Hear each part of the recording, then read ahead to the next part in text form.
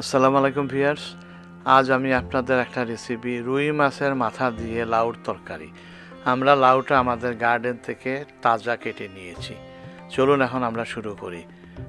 ইনগ্রেডিয়েন্টগুলো description বক্সে দেওয়া আছে, আপনারা দেখে নেবেন।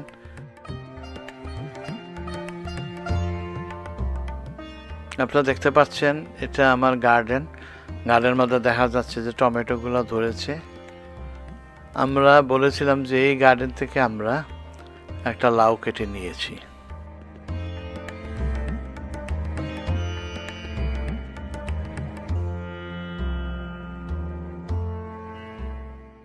এই যে লাউটা ধরে আছে, এই লাউটা আমরা কেটে আজকে রান্না করেছি রুই মাছের মাথা দিয়ে।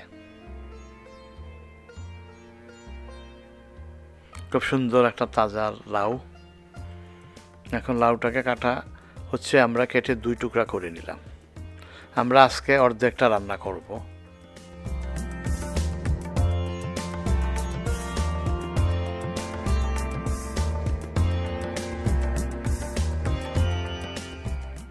এখানে পেঁয়াজ কুচি আছে, রসুন কুচি, কাঁচামরিচগুলো কেটে নেওয়া হয়েছে, ধনিয়া পাতাগুলিকে কুচি কুচি করে কেটে নেওয়া হয়েছে, তারপরে হলুদ গুঁড়া, ধনিয়া গুঁড়া, তারপরে মাছের মাথাটাকে আমরা কেটে নিয়েছি সুন্দর করে এবং ওয়াশ করে নিয়েছি।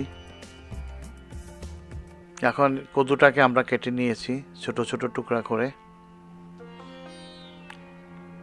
এখন আমরা আস্তে রান্নাটা শুরু করব।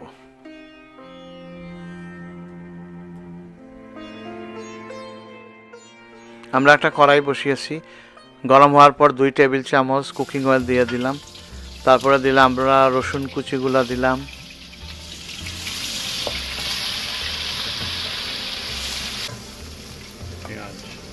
তারপরে পেঁয়াজ কুচিগুলা দেওয়া হলো।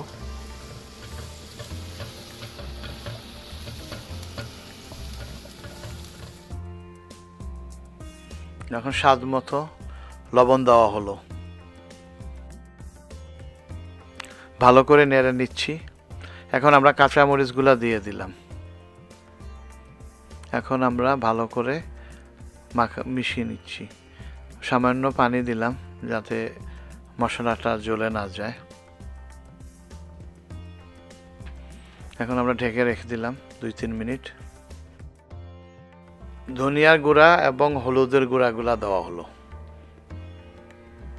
এখন 2-3 মিনিট ঢেকে রাখার পর আমরা দেখলাম মশলাটা অনেকটা হয়ে গিয়েছে। এখন সামান্য পানি দিলাম। এখন মাছের মাথার টুকরোগুলো দিয়ে দিলাম।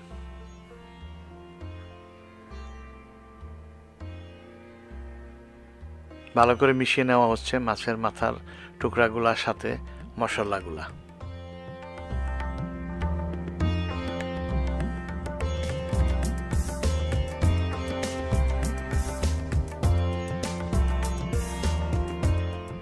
আমরা 5-6 মিনিট রান্না করব, ঢেকে দিলাম। এখন আমরা মাছের মাথার টুকরাগুলো আস্তে আস্তে তুলে নিচ্ছি। এখন আমরা সেই মশলাগুলোর মধ্যে কাটা কদ্দুর টুকরাগুলো দিয়ে দিলাম। এখন মশলার সাথে ভালো করে মিশিয়ে নিচ্ছি।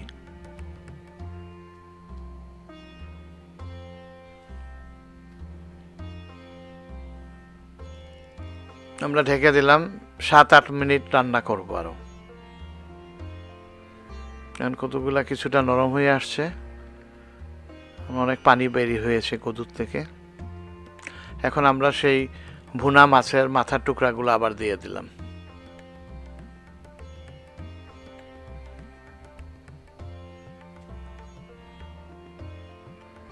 আমরা আরও 2-3 মিনিট রান্না করেছি।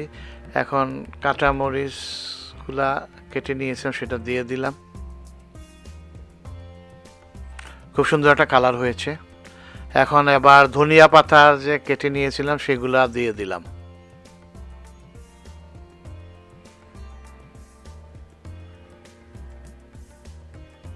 আর একটু নেড়ে দিচ্ছি, ঢেকে দিলাম আরও 4-5 মিনিট। আমাদের রান্নাটা হয়ে গিয়েছে। যদি রেসিপিটা ভালো লাগে তাহলে লাইক দিবেন, শেয়ার করবেন, আপনাদের কমেন্ট দিবেন, আর আমাদের চ্যানেলটা সাবস্ক্রাইব করবেন।